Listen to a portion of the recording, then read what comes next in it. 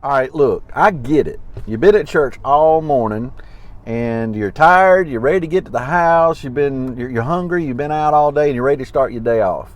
But being a butt is not one of the fruits of the Spirit. I'm just saying.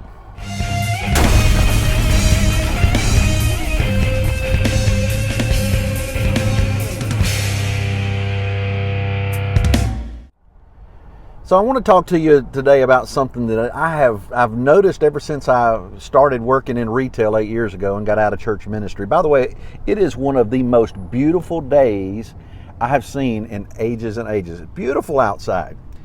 So I understand that people are ready and tired, ready to get home after church, all that kind of good stuff. But I want you to know something. The after church crowd, when it comes to retail workers, it's terrible. I had a young girl, because I have kind of a reputation in where I work over there that I'm a minister and I am a Christian and I pray and word is out about that. So I had a girl that came and wanted me to pray with her about one of her relatives.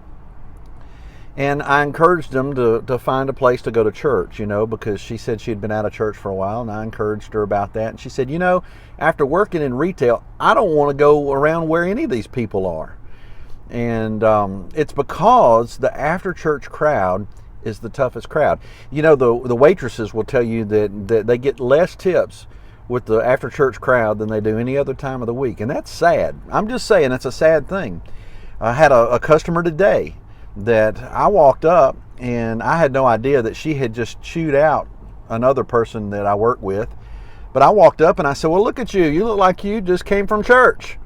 And she kind of gave me this really sour look and turned and walked the other way. And then I found out later that she had chewed out one of the coworkers of mine. And, it makes me want to ask people, where do you go to church? Because one of two things is going on. Either the church you go to sucks or you're just not paying attention. I mean, one of the two. I don't understand it. The after church crowd should be the most loving, the most gentle, the most kind, the most patient. Yeah. That's what we should be. And I'm just as guilty as all of these other folks. It's easy for me to point my finger to the after church crowd, like I've been doing now for 2 minutes. 2 minutes and 22 seconds. But I have to remember that part of doing that is me. The after church crowd is only changed when I become one of the after church crowd that shows love and gentleness and patience.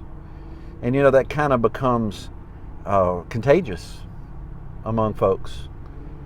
And it's amazing how whenever you smile, other people around you will smile too. And every now and then you're going to get one of those that looks like they've been baptized in persimmon juice. Kind of like that lady a while ago. Yeah.